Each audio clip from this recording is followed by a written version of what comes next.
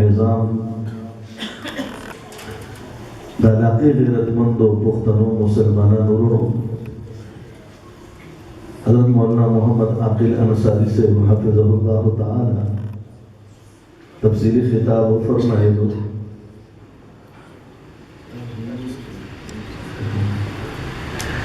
مولانا محمد سلیم حلیمی سے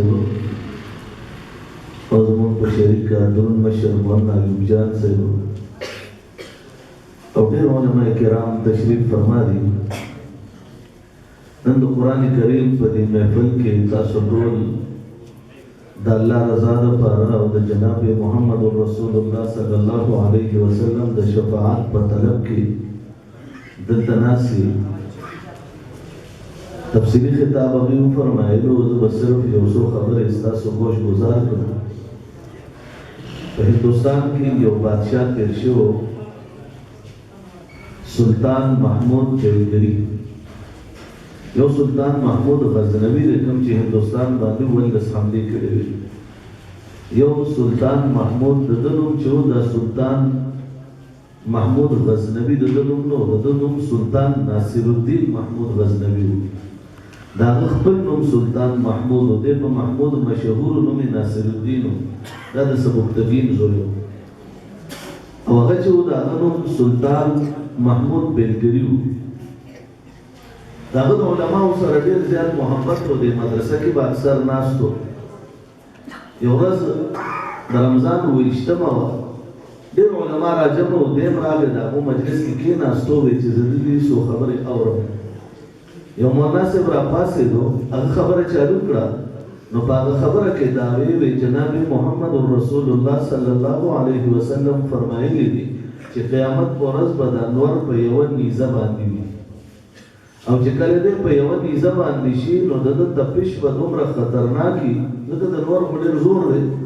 د تپش په دومره خطرناکي چې لاندې څومره خلک وي نو دوی به د غوښې یشیږي دننه چې به کیسي هغه به یشیږي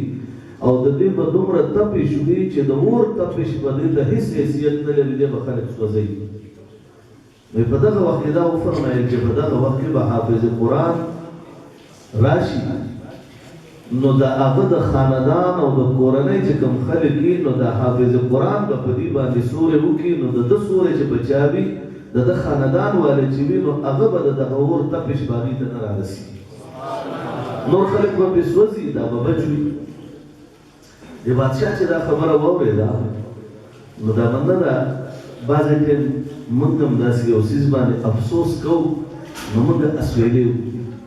د ډېر لوی اسویلې وکړه چې کاش الله چې زما په کور کې محافظ وی زما کور کې خو حافظ قرآن نشته د دې یو زوی په دغه مجلس کې ناست و ناخوشازاده او تاسو دا اندازه لګولې ده چې کله مال ډېر شي نو دنیاداري هغې سرراسي دین طرف ته رغبت ډېر کم میلاوېږي ډېر مالدار خلک چې وي هغې کې کمتر داسې وي چې هغه دین طرف ته راغلی شي دغه زوی دا خبره واورېده بادشاه بیا خپل دربار ته راغی نو بادشاه بیا میراثونه تقسیمول او د بادشاهانو دا طریقه وه چې په یو ځای کې به یو لوی جاګیر به نو هغه به رور ته حواله که بل جاګیر به زوی ته حواله که بل به بل زوی ته حواله کړو هغې کې وجه دا وه چې دی به د جاګیر هم چلې بغاوت به هم نه کوي د بادشاهانو دا طریقې وې پخوا هغه بادشاه دې زوی ته یو جاګیر حواله کړو چې دغه جاګیر ستا دی بس چې څه کوې هغه پکې کوه اچېرته څنګه ورسېدو دې جاګیر ته اختر نه بعد یو کمرې ځان له پکې جوړه کړه بس هغې کې به ناست او د قرآن تلاوت به کولو لومبی سپارې نه چالو دی قرآن تلاوت کوي څه ورځې بعد چې دغه کمرې ته راووتو بهر راووتو د کمرې نه نو د وزیرانو امیرانو ولیدو شهزاده ته چې وکتل سترګې تکې سرې دي او دا سترګې په دننه باندې تللي دي هغې ورته وی حضرت دې کمره کې څه چل دی چې په تا دا حالت راغی ته خو دومره حسین وې ښایسته وې او دا څه چلو شو هغه ورته وی زه محنت کوم وی څه محنت کې د قرآن کریم مې چالو کړی د قرآن یادوم قرآن حضورور کتاب دی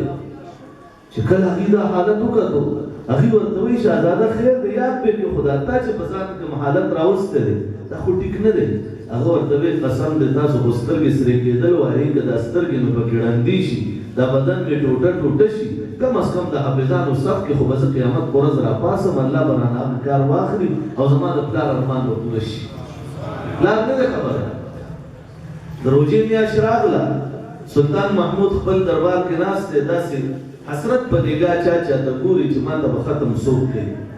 پخواني بادشاهان هم ډېر عجیب وو بیا مسلمانان بادشاهان وو عجیب ادوار به تیر کړي احمد بن طولون وګوره محمود غزنوي وګوره سلطان شمس الدین التمش وګوره